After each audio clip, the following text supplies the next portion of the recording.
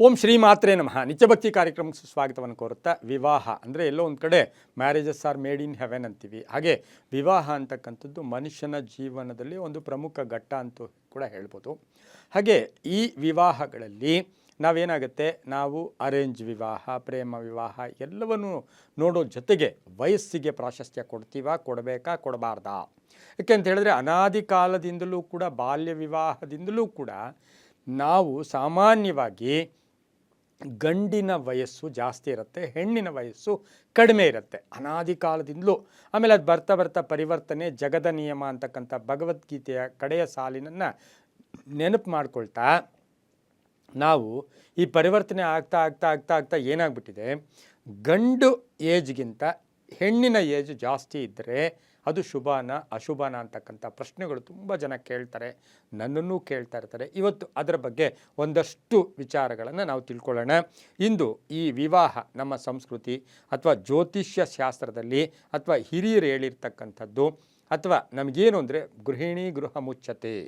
ಯಾವತ್ತು ಗೃಹಿಣಿ ಅಂತಕ್ಕಂಥವಳು ಗಂಡನಗಿಂತ ವಯಸ್ಸು ಚಿಕ್ಕದಾಗಿದ್ದಾಗ ಗಂಡನ ಜವಾಬ್ದಾರಿ ಏನು, ಸಂಪಾದನೆ ಮಾಡಬೇಕು, ಕುಟುಂಬವನ್ನು ನಿರ್ವಹಣೆ ಮಾಡಬೇಕು, ಜವಾಬ್ದಾರಿಗಳನ್ನು ನಿರ್ವಹಣೆ ಮಾಡಬೇಕಂತಕ್ಕಂಥದ್ದು, ಒಳ್ಳೆಯ ಸತ್ಸಂತಾನವನ್ನು ಪಡೀತಕ್ಕಂಥದ್ದು, ಸಂತಾನಕ್ಕೆ ಒಳ್ಳೆಯ ಒಂದು ಎಜುಕೇಷನ್ ಕೊಟ್ಟು ಅವರನ್ನು ಸತ್ಪ್ರಜೆಗಳಾಗಿ ರೂಪಿಸ್ತಕ್ಕಂಥದ್ದು, ಸಮಾಜದಲ್ಲಿ ಆತ ಕೂಡ ಒಂದು ವ್ಯಕ್ತಿಯಾಗಿ ರೂಪಿಸಿಕೊಂಡು ಸಮಾಜಕ್ಕೂ ಸಹ ಒಂದು ಅಷ್ಟು ಸೇವೆ ಮಾಡ್ತಕ್ಕಂಥದ್ದು ಗಂಡಿನ ಕರ್ತವ್ಯ ಆಗಿರುತ್ತೆ. ಕೇವಲ ಸ್ವಾವಲಂಬಿಗಳಾಗಿ ಸ್ವಾರ್ಥಿಗಳಾಗಿ ಬದುಕೋದಕ್ಕಿಂತ ಸ್ವಲ್ಪ ಸಮಾಜಕ್ಕೂ ನಾವೇನಾದರೂ ಕೊಡಬೇಕು. ಈ ಪ್ರಾಸೆಸ್ಸಲ್ಲಿ ಈ ಮಧ್ಯೆ ಹೆಣ್ಣು ತನಗಿಂತ ಹೆಚ್ಚಿನ ವಯಸ್ಸಿನ ಹೆಣ್ಣನ್ನು ಮದುವೆ ಆಗಬಹುದಾ ಅಂತಕ್ಕಂಥ ಒಂದು ಮಾತಿಗೆ ಎಷ್ಟೋ ಜನ ತಕ್ಷಣ ತಲೆ ಆಡಿಸ್ತಾರೆ, ಬೇಡ ಬೇಡ ಬೇಡ ಅಂತಾರೆ.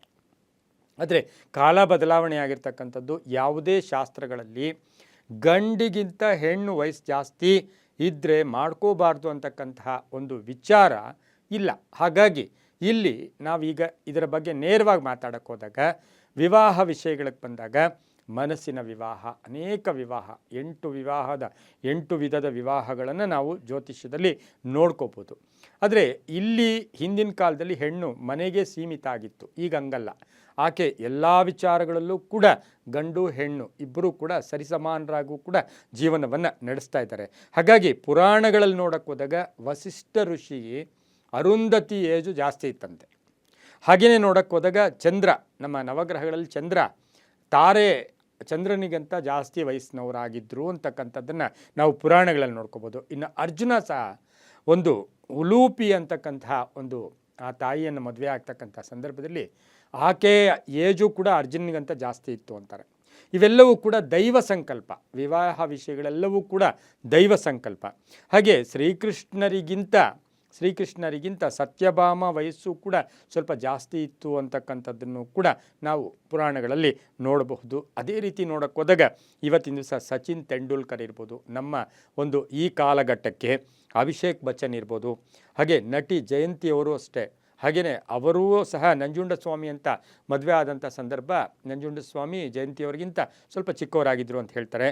ಹಾಗೆ ಸೈಫ್ ಆಲಿ ಅಂತಕ್ಕಂಥವ್ರು, ಹೀಗೆ ನಾವು ಸಾಕಷ್ಟು ನೋಡ್ಕೊಂಡು ಹೋದಾಗ ಅವರ ಜೀವನಗಳು, ಅವರ ಜೀವನ ಶೈಲಿಯನ್ನು ನೋಡೋಕ್ಕೆ ಹೋದಾಗ ಅದು ಅನುಭವ ತಗೊಂಡು ನಾವು ನಮ್ಮ ಶಾಸ್ತ್ರೀಯವಾಗಿ ನೋಡೋಕ್ಕೆ ಹೋದಾಗ ಗಂಡಿಗಂತ ಹೆಣ್ಣು ವಯಸ್ಸಲ್ಲಿ ಜಾಸ್ತಿ ಇದ್ದಿದ್ದೆ ಆದರೆ ಆ ಕುಟುಂಬದಲ್ಲಿ ಶ್ರೇಯಸ್ಸಿರುತ್ತೆ, ಪ್ರಗತಿ ಇರುತ್ತೆ, ಒಳ್ಳೆಯದಿರುತ್ತೆ, ಒಂದು ಅಭಿವೃದ್ಧಿ ಇರುತ್ತೆ. ಆಕೆಯ ಆಲೋಚನೆಗಳು, ಆಕೆಯ ಅನುಭವಗಳು ಈ ಒಂದು ಗಂಡಿಗೆ ಎಷ್ಟೋ ಪೂರಕವಾಗಿರುತ್ತೆ. ಇದು ಒಂದಷ್ಟು ಆ ಕುಟುಂಬದಲ್ಲೂ ಕೂಡ ವೃದ್ಧಿ ಆಗತ್ತೆ. ಹಾಗಂತೇಳಿ ವಯಸ್ಸು ಜಾಸ್ತಿ ಆದವ್ರನ್ನೇ ಮಾಡ್ಕೋಬೇಕು ಅಂತಿಲ್ಲ. ಆ ದೈವ ಸಂಕಲ್ಪ ಆಗಿದ್ದಾಗ ಅದಕ್ಕೇನು ತೊಂದರೆ ಇಲ್ಲ ಅಂತ ಹೇಳ್ತಾ, ಎಲ್ಲವೂ ನಂಬಿಕೆ ಆಧಾರ ಅಂತ ಹೇಳ್ತಾ, ಸರ್ವೇ ಜನ ಸುಖಿನೋ ಭವಂತು, ಸಮಸ್ತ ಸನ್ಮಂಗಳಾನಿ ಭವಂತು.